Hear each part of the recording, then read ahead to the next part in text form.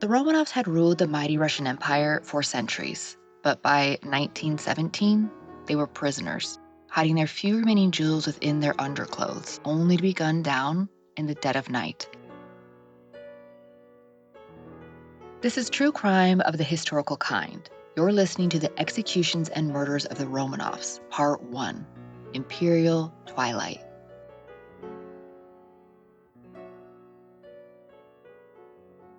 The story of the Romanov family's tragic end is one of the most haunting chapters in modern history. For 3 centuries, the Romanovs ruled Russia. Their name was synonymous with imperial power, opulence, and divine right. How could they fall so far at the turn of the century? To fully understand how the imperial family was executed in cold blood, we have to take a step back into the social unrest, poignant global events, and the old dying systems on the verge of extinction. Russia's imperial system was a world teetering on the edge long before the final blow. The cracks began generations earlier. This was a world of striking polarities, from glittering palaces to starving peasants.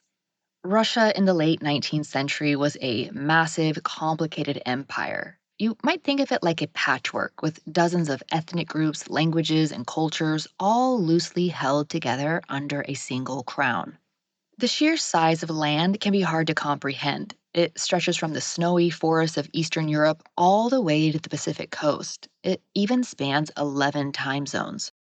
While its scale is impressive, it was also extreme in its inequalities. Most Russians, nearly 80 to 90%, were peasants, many still living in the conditions that hadn't changed much since the Middle Ages. They worked the land, often for landowners they didn't know, scraping together a living while a tiny number of elites lived in palaces and attended opulent balls in St. Petersburg. There had been attempts at reform, like when Tsar Alexander II freed the serfs in 1861, which was nearly 400 years after serfdom declined throughout Europe. While this reform ended formal serfdom, it didn't bring true freedom. Most peasants still lived in poverty. They were bound by debt and tied to the same land, but with fewer real opportunities. Meanwhile, the aristocracy clung to their privileges, like the Romanovs, living at the top of the food chain, maintaining their tight grip on power. After all, Russia had no parliament, no constitution, and no legal limits on the Tsar's rule. He governed by divine right, a concept that we covered in episode 1 and 2 in The Disappearance of the Princes in the Tower. But as a reminder, the divine right is the idea that rulers are chosen by God, that by their blood, they have a superior right to rule over others. The Tsar's will was law, but this concept was being shaken by a changing world that was outgrowing such outdated notions. For one, industrialization was churning. Factories were rising in Moscow and St. Petersburg, with workers pouring into cities, and a new urban underclass was forming quickly. Conditions were brutal. The hours were long, the wages were low, and there were no protections for the workers. As frustration mounted, new ideas began to spread in those factories and tenements. Ideas of socialism, anarchism, and Marxism were creeping in. Radical pamphlets moved from hand to hand, and underground circles debated something that had seemed too far out of reach before: revolution. It was also treason. But keep in mind, this is in the late 1800s into the early 1900s. The United States experienced revolution in 1776, France in 1789, and the Austria Habsburg Revolution was in 1848. Imperialism was dead or dying, and monarchies needed to either adjust to the changing times or expect to break. Yet, Imperial Russia was especially clinging on to the old traditions. And across the empire, people were becoming more and more disillusioned by the Tsar. It was into this simmering world that the Grand Duke Nicholas would be born into on May 18th, 1868. His parents were Alexander III, the current reigning Tsar of Russia, and his mother was Maria Feodorovna. Nicholas would be the eldest of 6 children. He was born into a family that was both close knit and deeply traditional. His father, Alexander III, had come to power after the assassination of his own father, Alexander II. A trauma that left him deeply suspicious of reform and determined to rule with an iron hand, even rolling back many of his father's reforms and keeping revolutionary movements firmly under his boot. Known as the peacemaker for keeping Russia out of war, Alexander was nonetheless a towering authoritarian figure at home, devoted to strengthening autocracy and crushing dissent. Nicholas's mother, Maria Feodorovna, was born Princess Dagmar of Denmark. She was thought to be warm, charming, and elegant, beloved in both Russian society and European courts. Where Alexander was stern, Maria was sociable, ensuring her children had balance between rigid discipline and maternal affection. For Nicholas, childhood meant the comfort of palaces like Gatchina and Peterhof, but also a deliberate effort by his father to keep his upbringing simple and Russian.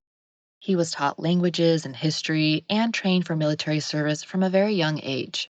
Despite his father's intimidating presence, Nicholas grew up as a gentle, polite, and conscientious young man. Toward the end of the 19th century, the Russian Empire stood at the edge of change. In October of 1894, Nicholas's father, the formidable Tsar Alexander III, died of kidney disease. Now, at 26 years old, Nicholas Alexandrovich Romanov became Tsar. His full titles are about a paragraph long, so for the sake of brevity, he's most often referred to as Nicholas II, Emperor and Autocrat of all the Russias, which many people would dream of. But just hours after his father's death, Nicholas reportedly turned to his cousin and whispered, "What is going to happen to me and to all of Russia? I am not ready to be Tsar. I never wanted to be one." Even into adulthood, Nicholas II, or Nicky as his family called him, was noticeably different from his father. He was quiet and sheltered, family oriented, and emotionally dependent on those closest to him. He was concerned about the brutal realities of ruling the largest empire on earth. Yet he was raised to believe that he would rule by divine right, and that is what he had to cling to be able to move forward. That didn't, however, change the fact that he was woefully out of touch with the true state of the country he would now rule. The empire looked to him for strength. What they got was something else entirely. In a modernizing, increasingly restless empire, that flimsy worldview would prove catastrophic. Just a few weeks after ascending the throne, Nicholas married in 1894. He married Princess Alex Victoria Helene Louise Beatrix of Hesse and by Rhine. She converted to the Russian Orthodox Church and was named Empress Alexandra Feodorovna. Nicholas and Alexandra had a lot in common. For one, Alexandra was Queen Victoria's granddaughter, and through that sprawling royal web, she and Nicholas were third cousins once removed. They were also second cousins once removed from the Hesse line, because Alexandra was from the House of Hesse, a German princess who was more interested in her family than public appearances, which in an imperial setting can come off as a bit aloof and failing to rise to expectations. But their marriage was a love match, which can be rare for royal unions, of course, but it also carried the genetic shadow that would plague them. Their marriage was quickly met by immense pressure to produce a male heir, as was the job of royal families. Their first child was not a boy. Grand Duchess Olga was born in 1895. Before her birth, Alexandra had consulted mystics who promised that her firstborn would be a son, the heir to secure the Romanov dynasty. And of course, when Olga arrived a girl, the prophecy was quickly reframed. The son, they insisted, would come next. Olga was thoughtful and serious and grew up into an intelligent and sensitive young woman, though prone to moodiness. She was closest to her father and carried a strong sense of responsibility as the oldest. 2 years after Olga was born came Tatiana, the second daughter. Again, Alexandra had been assured a boy was coming, but once more it was a girl. The prophecy shifted again with promises that the son was still to come. Tatiana was thought to be tall, elegant, and organized. She was often called the governor of the family, the sister who kept order, and Alexandra's most trusted helper. She was dutiful and selfless, though less approachable than her siblings. In 1899, Maria was born. Alexandra had prayed with particular intensity for a son this time, but instead welcomed her third daughter. Maria was warm, affectionate, and gentle. She was known for her big blue eyes and her kind nature. She loved children and often spoke of wanting a large family of her own someday. In 1901, Alexandra was once again awaiting childbirth. This time, she was assured it would be a boy. And yet, another girl arrived. Anastasia entered the world. The court and the public were openly disappointed since the first birth, but now, after the fourth daughter, there was an exceptional pressure. Mystics continued to reassure Alexandra that the boy would surely come. Anastasia became famous for her humor, her pranks, and her fiery personality. She was said to be spirited and mischievous. Tutors often found her rebellious streak exasperating, but she was adored for her liveliness. Finally, in 1904, Alexandra gave birth to the long awaited son, Alexei, the heir to the Romanov throne. His birth was celebrated as the fulfillment of every prophecy and the salvation of the dynasty, kind of forgetting all the times that they got it wrong, but moving on. Sadly, the family's joy soon turned to fear. Alexei began to show signs that he suffered from hemophilia, though they didn't completely understand that at first. Hemophilia is a life threatening blood disorder that ran through their lineage. After centuries of intermarriage among Europe's royal houses, the mutation appeared repeatedly in the descendants of Queen Victoria, whose daughters unknowingly carried the gene into other ruling dynasties. With this disorder, blood doesn't clot in the way that it should, so even the smallest injury could cause internal bleeding. Blood would pool with nowhere to go, put pressure on the organs and bones under the skin. It could be excruciating and, of course, incredibly difficult for a young boy to understand. It makes sense that Alexei's condition would create waves of fear and anxiety, not just from the constant need to monitor him, prevent him from jumping, playing, or falling, but also to keep this illness hidden from the world. This became the family's most closely guarded secret, and it drew them into even greater seclusion. Alexandra, in particular, grew increasingly private and protective, surrounding her children with loyalty and discretion. Just like they had been desperate for a male heir, they were now desperate to find a solution to Alexei's ailment. Alexandra, in this desperation to soothe her son's pain, began to trust people she perhaps wouldn't have in any other circumstance. By word of mouth, they found a holy man or mystic that seemed to be the answer to their prayers: Grigory Rasputin. Rasputin was a Siberian peasant and a so called mystic, a self proclaimed holy man. He claimed to have the power to ease Alexei's suffering, something his desperate mother sought urgently for. And whether it was through hypnosis, prayer, or sheer coincidence, sometimes it seemed to work. He became unconventionally close to the family. To them, he was like a godsend. At first, the elite found him fascinating. He received gifts and praise, all while his status skyrocketed. Yet for Alexei, he was not actually getting better. Alexei's condition was pretty difficult to hide. This led to court appearances becoming rarer and rarer. Gossip began to spread about the family's isolation and about Alexandra's reliance on mystics and healers. It also supported the initial dislike of her as an outsider because she was a German princess who didn't seem to be able to connect to the Russian people. The Russian people never warmed to Alexandra. She spoke Russian with a heavy accent, and anti German sentiment was impossible to shake. Yet, behind the palace walls, the Romanovs were deeply devoted to each other. They preferred evenings reading aloud, playing games, or walking in the gardens to court life. To the Russian elite, this appeared cold and disinterested. But to Nicholas, Alexandra, and their children, it was a cocoon, a tightly knit family life built to shield them from the unrelenting pressures of an empire on edge.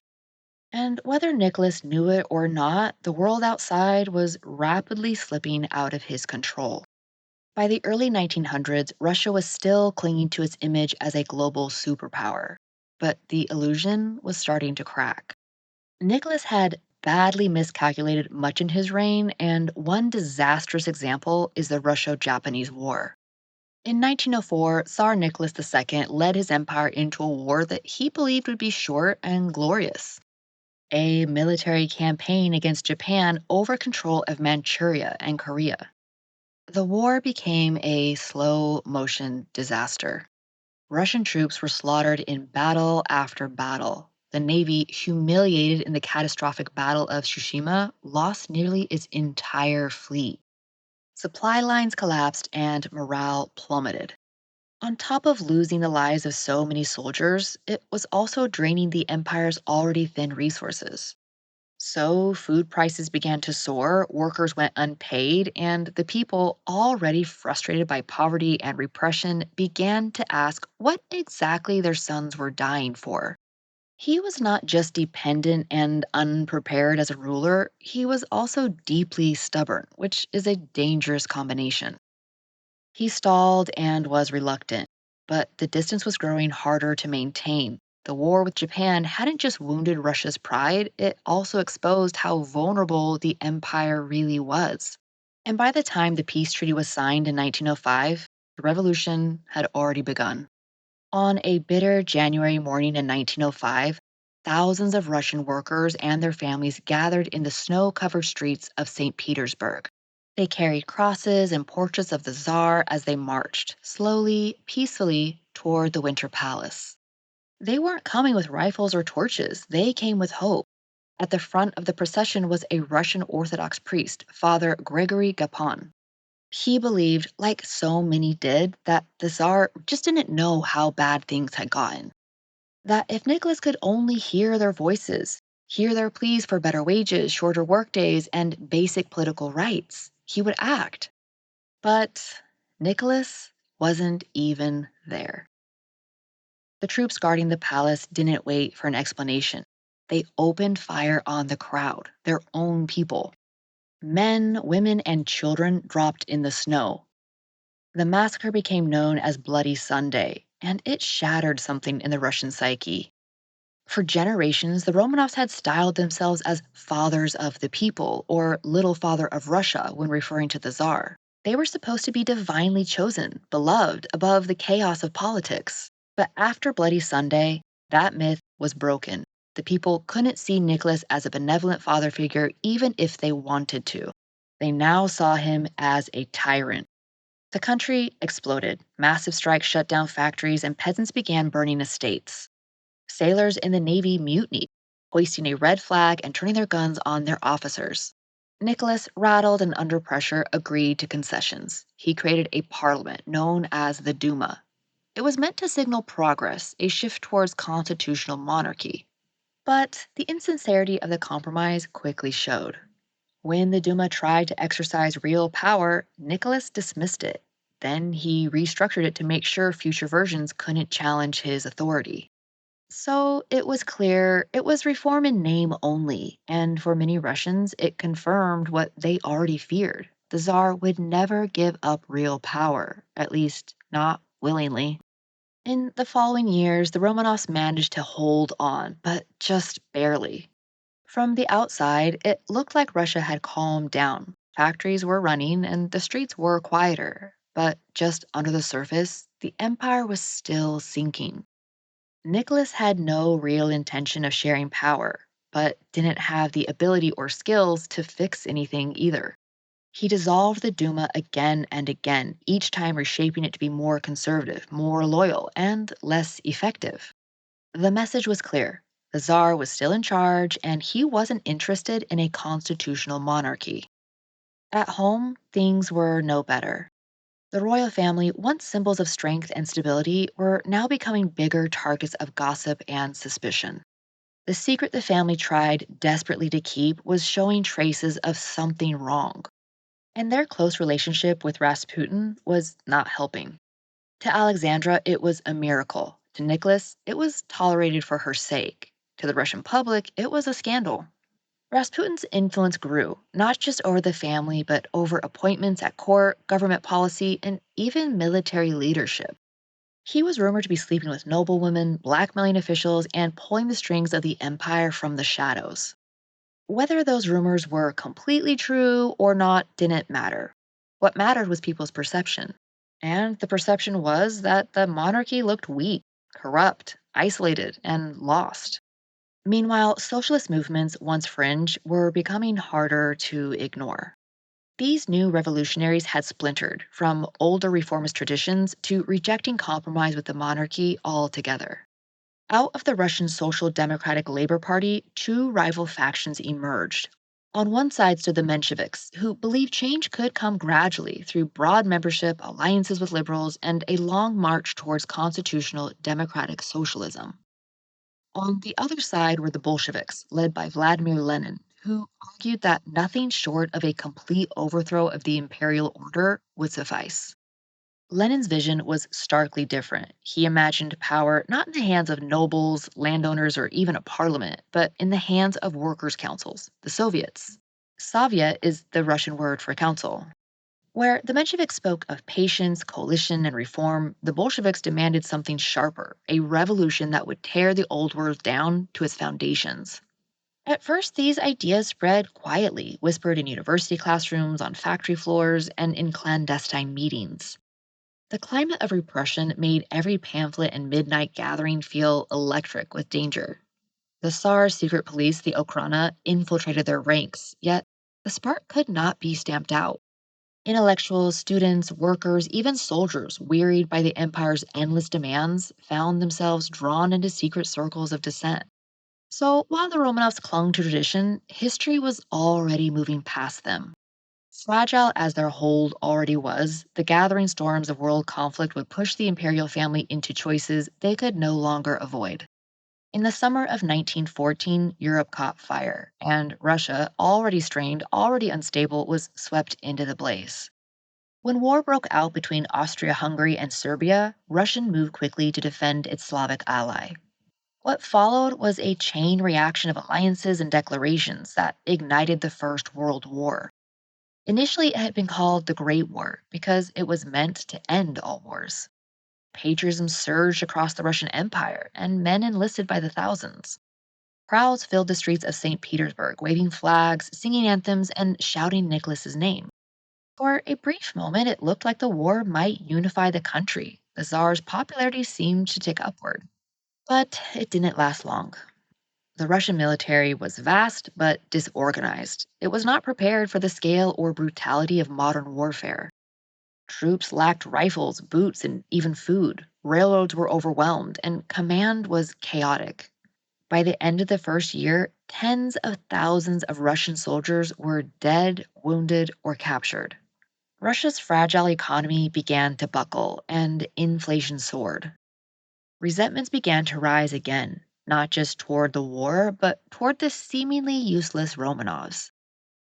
In 1915, Nicholas made what would become one of the most disastrous decisions of his reign.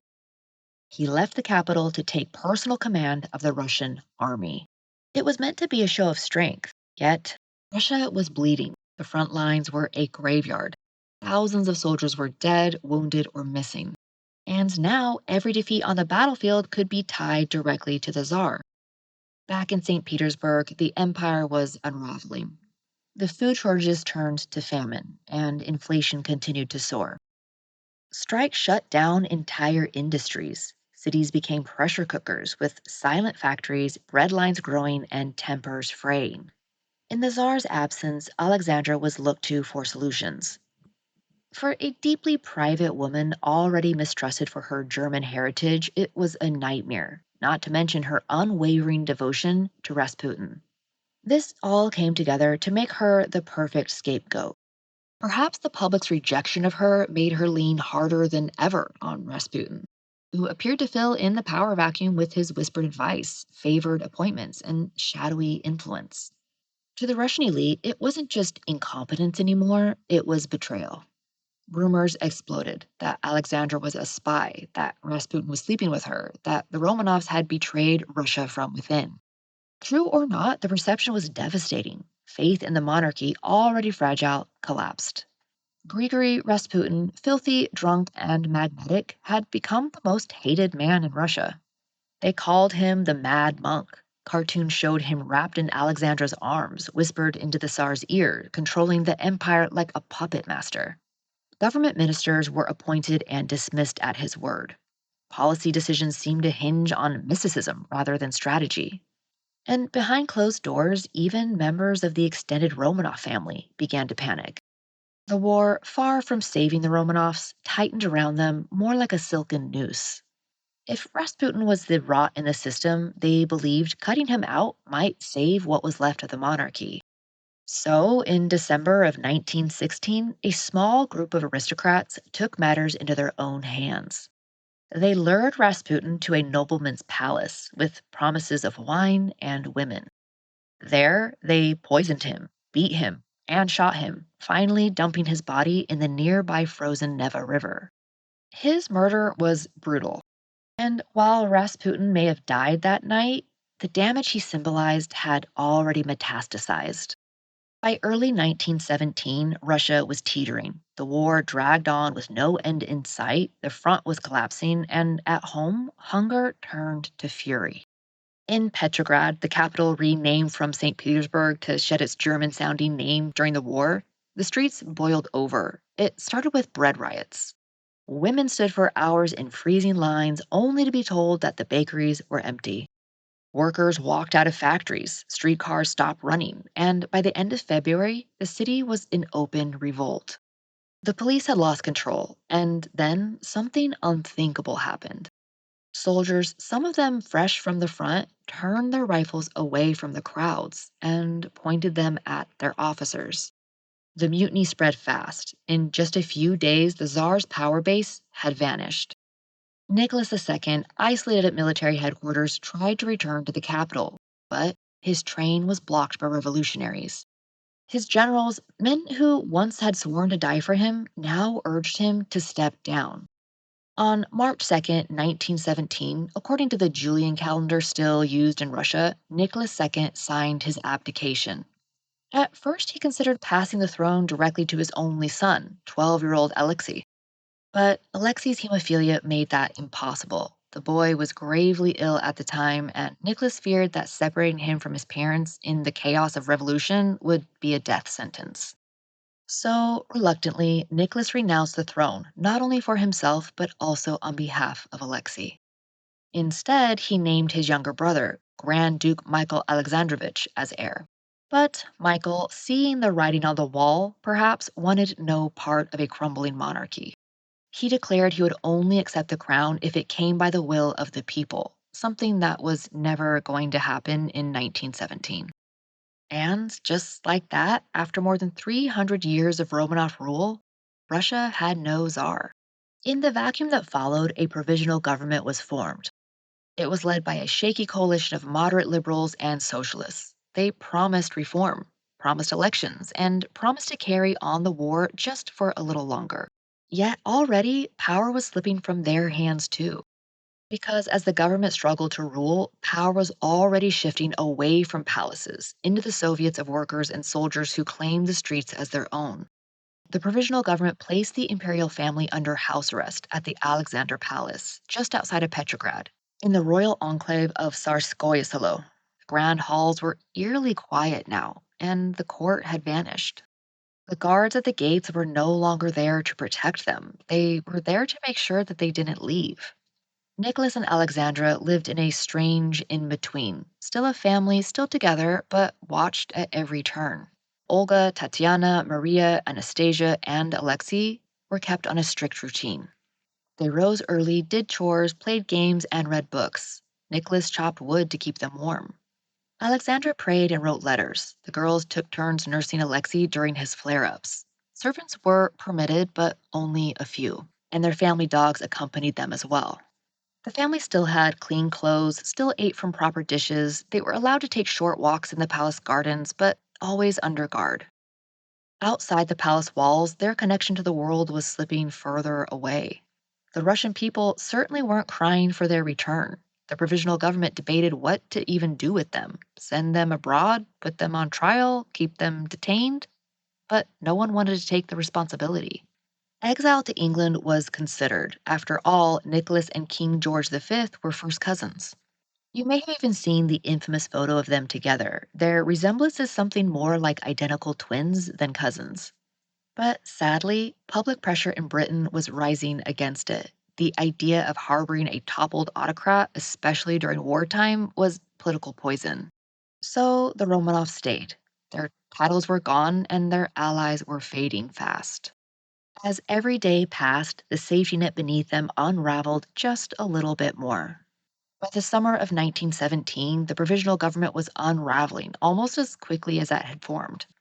They had promised reform, but kept Russia in the war. They had promised bread, but the shortages only worsened. They had promised elections, but offered little real change. In the cities, discontent turned to rage. In the countryside, peasants began seizing land. And in the trenches, soldiers were deserting by the thousands. Into this chaos stepped the Bolsheviks. Vladimir Lenin had recently returned from exile in Switzerland. They offered solutions in a simple message: peace, land, bread. No more imperial wars, no more landlords, and no more czars. To a population exhausted by suffering, it was more than a slogan, it was a lifeline. While the provisional government stalled, the Bolsheviks organized. They spoke directly to the people's hunger, fear, and fury. It was exactly what the people wanted to hear. And all the while, the Romanovs lingered in house arrest, hanging in some sort of strange limbo. They were no longer a political threat, but to the Bolsheviks and to many who supported them, the Romanovs were a symbol, a living monument to the old world. The autocracy, the war, the wealth hoarded while the nation starved, that couldn't be easily forgotten. Lenin didn't want figureheads the people could rally behind. He wanted the past erased. And the clock was starting to run out. This was True Crime of the Historical Kind. Thank you so much for listening. Make sure that you like and follow so that you don't miss part 2 next Friday. Until next time, bye.